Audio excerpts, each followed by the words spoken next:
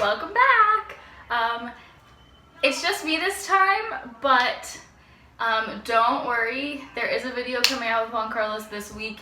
We normally only post one video. We're gonna do 2 this week. So this is like a little short bonus content. So I know you guys only had me for like 2 months, but this is like an extra. It's not a part of our regularly scheduled content. And I'm only making it in English because it really only applies to American citizens. As you can see from the title, I am going to walk you through how I am voting from abroad in this year's election.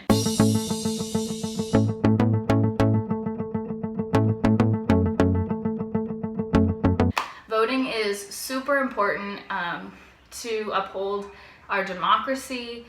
It's the basis of our country, and voting's not everything. Voting doesn't solve all the problems, but if you don't vote, we can't even start. So I didn't really plan to like go on a soapbox about voting a lot.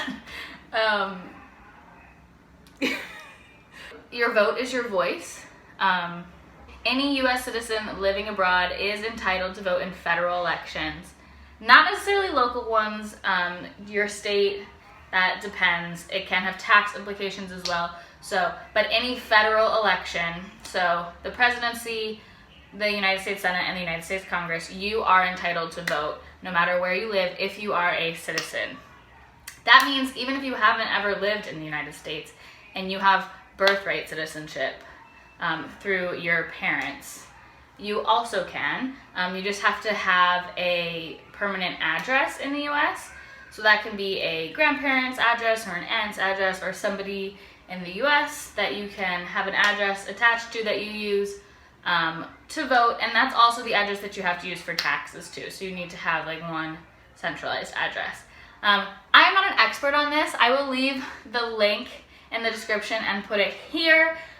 From where I got all this information. It has information on every state. Obviously, I can only show you mine. This isn't meant to be a step-by-step. You can get that on the website. It's more meant to show you what it looks like visually instead of reading it, because it can look like it's a lot. And it's certainly not as simple as going to the poll and waiting in line, but it's really not that hard. So this video is to show you that you can do it, and you should. And lastly, before I finish, you need to do this now. You have to do it now if you're voting from abroad, because time is running out. We all know that the US Postal Service right now has a backlog. They're very concerned with the fact that there's going to be more mail-in ballots than there ever have been before because of the pandemic. If you choose to go the route of the embassy like I did, which I will explain in a couple minutes, you are going to have to go through the US Postal Service. The other option is to pay to have it mailed through like FedEx or UPS or DHL or some mail carrier. It costs a lot more. And the option I chose was through the embassy. And so that the embassy takes it to the USPS essentially. You need to do it now. Everybody needs to do it now. Even if you aren't voting from abroad, if you already got your ballot, go do it. Last thing in this introduction is that I already got my ballot. I am registered to vote in Michigan. Many people still have not gotten their ballots. Don't be worried if you live in the US and you haven't gotten your ballot yet, because that will come later. But there is a national law that says that overseas voters have to be sent their ballots at least 45 days before the election. So that's coming up on September 19th. And so if by then you don't have it, then you need to worry. Without further ado, let's get started. For me and for most states, you need to request a ballot each year that you live abroad. So you need to basically announce to the state that you're voting in that you are living abroad for that calendar year. You do it every January. If you are living abroad regularly, that's what I do.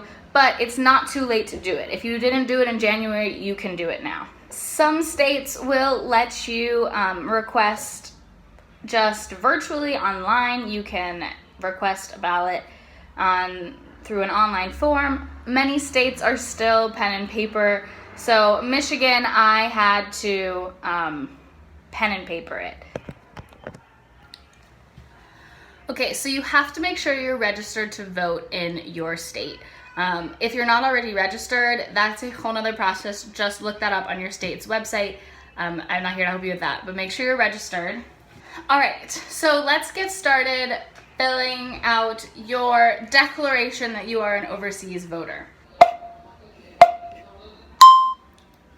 All right, so I'm going to go into the internet. You're going to go to www.fvap.gov and click Overseas Citizen Voter. Unless you're military, that's a whole other thing. And go to How to Vote Absentee. Click the red button. So, to do this, you choose your state.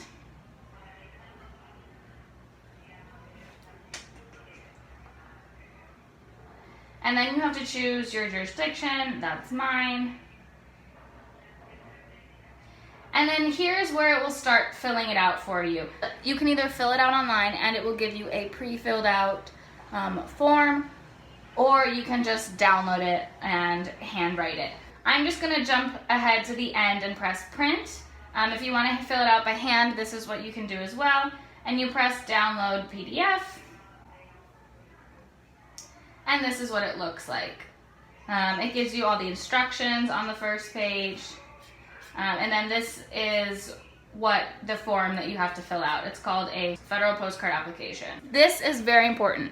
Most states will give you the option to email you your ballot if you are outside of the United States. That does not mean that you can send it by email. They will send you the blank ballot, you print it, and then you mail it in. Some states do allow you to email it back, but that's not common. So I chose to get mine by email. Many ages ago, back in January, just picture it here because I don't have, I filled out this application and then I put it in an envelope and I mailed it off to my local county clerk.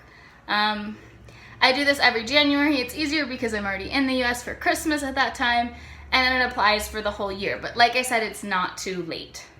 Then, a couple days ago, I received my ballot by email. Look right here, look, here she is. Welcome to present day, and I'm going to print these and take them to the embassy tomorrow morning, Monday, bright and early. So, let me print. So my ballot, you know how ballots are like extra long? When I printed it, it got cut off. So you have to just like shrink it so the words are gonna be really tiny. But we're gonna make it work. We gotta make it work. Because the instructions for my state tell me that it only has to be 8.5 by 11 paper, so.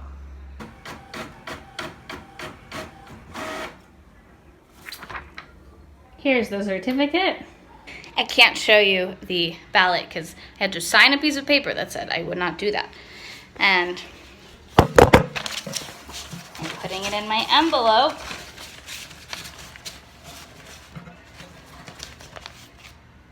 Ta-da! I'm going to address this envelope to my local county clerk. You have to put US postage on it if you're going to do it through the embassy. So this is where everything changes depending on what you're going to do. I am going to show you the route of going through the embassy, which will take it to USPS.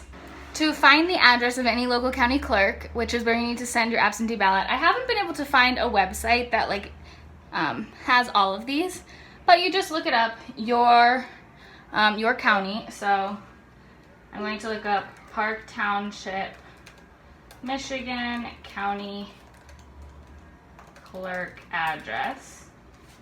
And I know this is the correct address because this is where I sent my request and it worked.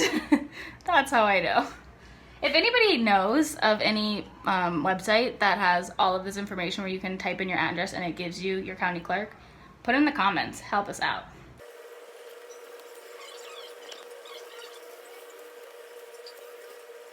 And you need to put USA.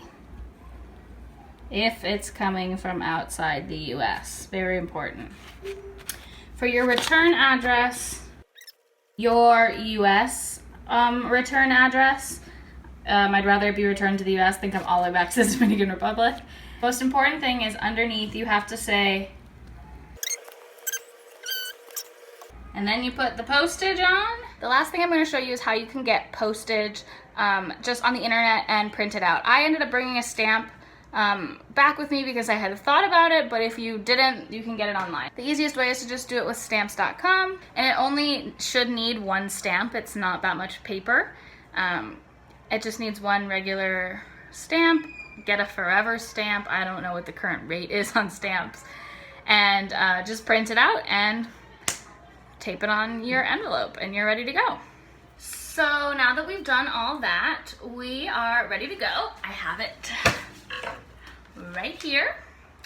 And I'm going to take it to the embassy tomorrow morning. This will be going through the diplomatic pouch. That is an official bag or box of mail that gets shipped to the US, and it can't be tampered with or anything, and then they will take it directly to the USPS and it will get like it's in the normal postage system. Like I said, you do have the other option to go to FedEx, DHL, one of those services. It will cost you a whole lot more. I think an envelope at FedEx costs like $40.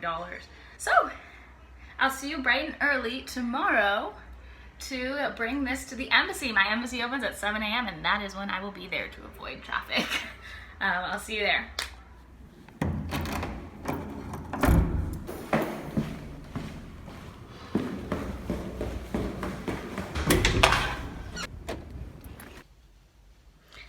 I'm gonna talk when I get there because it'll be a little brighter. Because right now it's 6 a.m. and you can't really see me.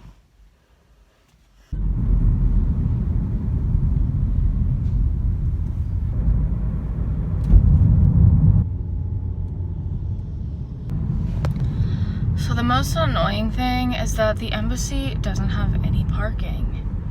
But you can't take public transportation to the embassy because you can't bring your phone in. So you have to bring your car so you can leave your phone in the car. It's a really terrible system. So here I go looking for parking. Now we're gonna go. You can't bring a camera in, so I can't film this part, but I'll let you know when I'm done. Okay, so basically what happened was I went up you have to go to the consular services section. So there's the regular entrance and they won't let you in.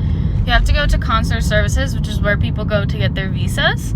And then you go and you get in line. Somebody will ask you what you're here for and you tell them it's to send your ballot for the election. And they will either bring out for me, it was brought out, this little box. They might send you in, but I didn't even have to go in, so I could have brought my phone. Sorry guys, I just thought I'd have to go inside and then it'd be a whole hassle. But they brought this little box out. I'll put a picture in here. And you just plopped your ballot in and that was it. That was it. So, that's how you vote from abroad. Afterwards, make sure you track your ballot just to make sure that it gets there because this matters. One more thing before I end this video, I did want to mention that I have had friends say that that they did this when they were studying abroad and it didn't get there. On overseas ballots, you can track online if it's been received by your county clerk. So my plan is, diplomatic pouch on the embassy website says it takes up to 4 weeks. Usually 2, it can take as much as 4. So this is why you need to do it now. If it does not get there in 4 weeks, I'm going to send something called the FWAB, which is the Federal Write-In Ballot, which is only for the federal election, and only overseas voters can use that. And it's basically a backup emergency ballot. And if your county clerk ends up receiving your normal ballot, they will disregard the FWAB, but you can start sending that now. If you never got your ballot, you can send the FWAB as long as you know you're registered. So that is a backup option for all overseas voters. So my plan is if it doesn't get there in 4 weeks, according to the tracker, I'm going to send the FWAB through FedEx, and that way I know it will get there. But I'm trying to avoid paying $40 to vote. But it's very important, so I will make sure my vote gets there. That's it for today. If you have any questions, I'm not an expert, but you can leave them in the comments. If you have any suggestions, any experiences, if you've done this before, leave them down there. Thank you for watching, and we'll see you next time. Bye.